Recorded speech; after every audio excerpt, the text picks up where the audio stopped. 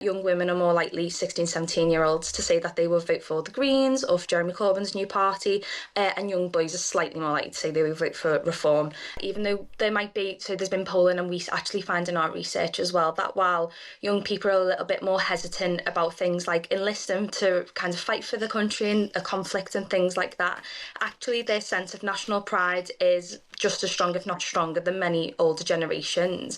And we find that particularly the case amongst young men and boys, more so than young girls, but it is quite kind of strongly represented across that age bracket as a whole. It's widely assumed that young people would be less patriotic, that this country offers them less than previous generations. Does your research unpack why they feel so patriotic, comparatively?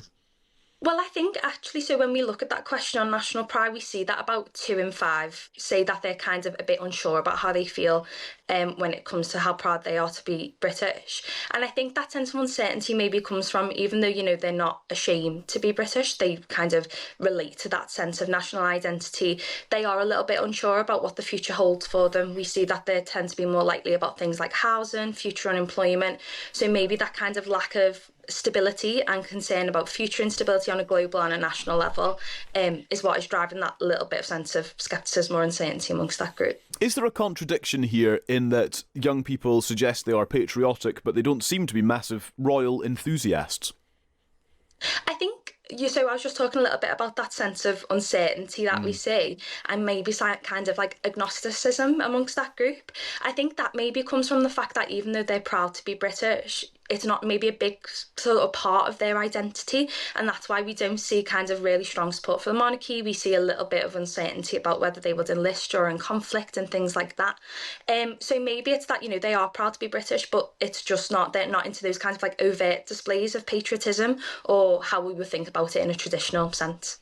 What defines patriotism nowadays? Has that changed? Because I'm also looking at the data on how many young people, 16 and 17-year-olds, who say they would be likely to sign up to fight in the event of a war, and that's at 24%. Are these young people kind of redefining what patriotism actually means?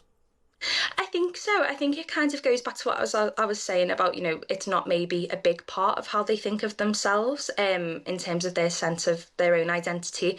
I think maybe they're just not into, you know, we've seen a lot of debate about flags and things like that recently. Maybe that sense of quite kind of out and proud patriotism is just not what registers with this younger generation. It's a little bit more discreet than that. And so when we ask the questions about support for monarchy, kind of likelihood to enlist and fight for the country, that's just not necessarily how they see what being patriotic is. So it's just kind of a different understanding across different generations. Also, what can you tell us then about the gender divide between 16 and 17-year-old boys compared to girls? Yeah, so what we see is that when we dig into that, are you proud to be British versus are you ashamed? Young men are particularly proud to be. So we see that about 57% of young men say they are very proud or quite proud to be British, versus about 39% of girls. And we see 16 and 17-year-olds actually have more of a kind of gender split on that question than the older generations that we ask the same question. And we also see that young men are about twice as likely to say they would enlist, or they're likely to enlist in the event of a conflict. And so I think we just see, you know, a gender split here, but we see that across quite a lot of issues when we're talking to 16, 17-year-olds.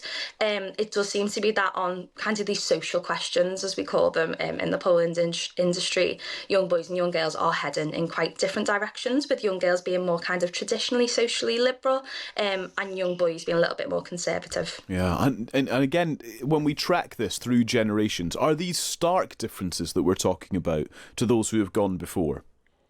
Yeah, so it seems to be a much more kind of definitive split amongst younger generations, so also like 18 to 24-year-olds as well.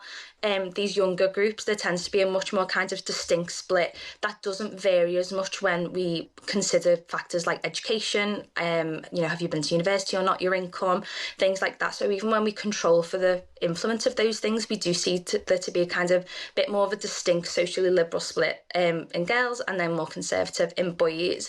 It doesn't always translate to voting intentions super clearly, but we do see that young women are more likely, 16, 17-year-olds, to say that they will vote for the Greens or for Jeremy Corbyn's new party, and young boys are slightly more likely to say they will vote for Reform.